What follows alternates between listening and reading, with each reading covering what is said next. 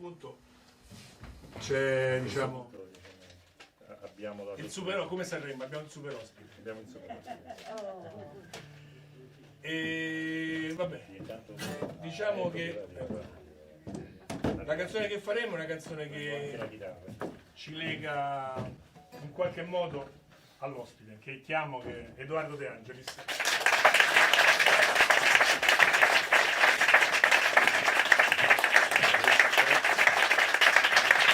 Allora, abbiamo conosciuto Edoardo qualche anno fa, io l'ho conosciuto a un concerto che ha fatto alla Centrale Montemartini al museo per presentare il disco Il cantautore necessario. E allora è venuta l'idea di fare un concerto con tutte le canzoni dei cantautori. Esatto. E quindi niente, da allora diciamo è nata un'amicizia, posso dire. Ovviamente. E quindi abbiamo continuato a frequentarci, scambiarci, diciamo, impressioni, chat, eccetera. E quindi poi a un certo punto, anche con Alessandro, una volta in una discussione avevamo visto delle foto di tuo paese Padova, sulle Dolomiti. E è venuto il discorso perché il nostro padre è nato a Cortina d'Ampezzo, quindi sulle Dolomiti, insomma, parlando di una cosa e un'altra, è venuto fuori che la canzone che faremo, che è La casa di Hilde, e che parla di un'avventura di un bambino con il padre su quelle Dolomiti bellunesi, che sono le montagne più belle del mondo, sbaglio? Assolutamente.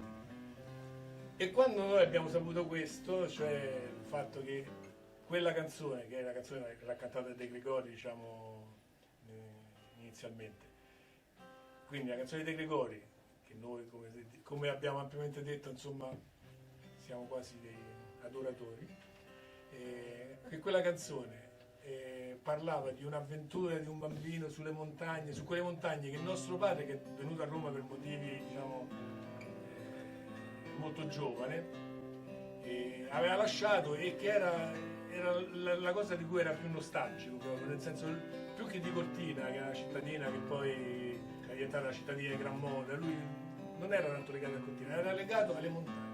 Credo. Alle montagne, e ci raccontava quindi queste storie di queste montagne, le leggende che ci sono sopra, su cui sono stati scritti anche molti racconti, eccetera.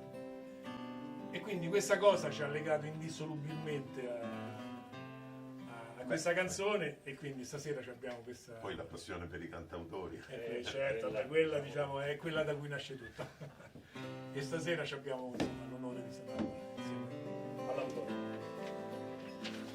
Perché, scusate, perché non ho detto che l'avventura di questo bambino sulla montagna è l'avventura che ha vissuto lui, Edoardo bambino, con il papà su quelle montagne.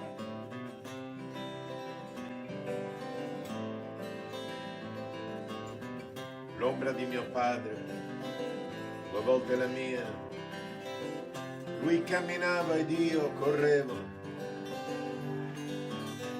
lungo il sentiero di aghi di pino, e la montagna era verde, oltre quel monte il confine, oltre il confine chissà, oltre quel monte la casa di Hilde. Io mi ricordo che avevo paura quando bussammo alla porta, ma lei sorrise, ci disse di entrare, era vestita di chiaro, e ci mettemmo seduti ad ascoltare il tramonto. Hilde nel buio suonava la cetra,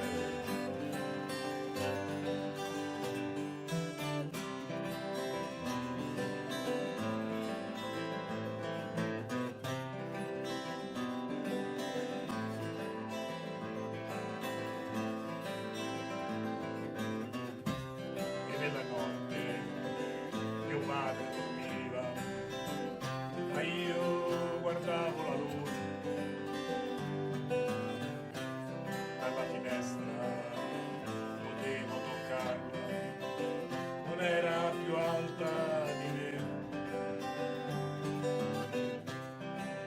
avevo paura e mi sentivo già un uomo quando la neve scese a coprire la casa.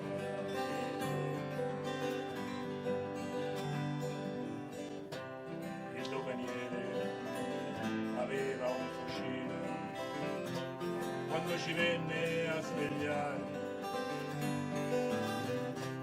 Disse a mio padre di alzare le mani e gli frugò nelle tasche, ma non trovò proprio niente, solo una foto ricordo, Hilde nel buio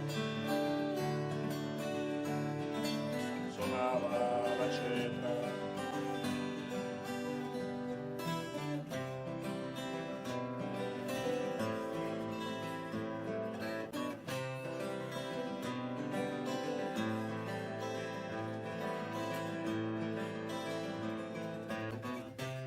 Il doganiere ci strinse le mani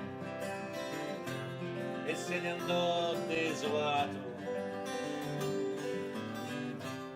E allora Hilde aprì la sua cetra e tirò fuori i diamanti e insieme bevemmo del vino,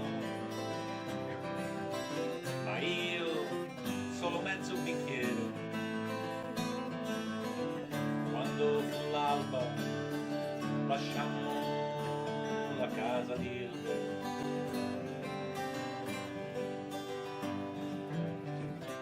Oltre il confine, con molto dolore, non trovai fiori diversi, ma sul sentiero incontrammo una capra che era curiosa di noi. Mio padre andò più vicino e lei si lasciò catturare. Così la legammo a una corda e venne con noi.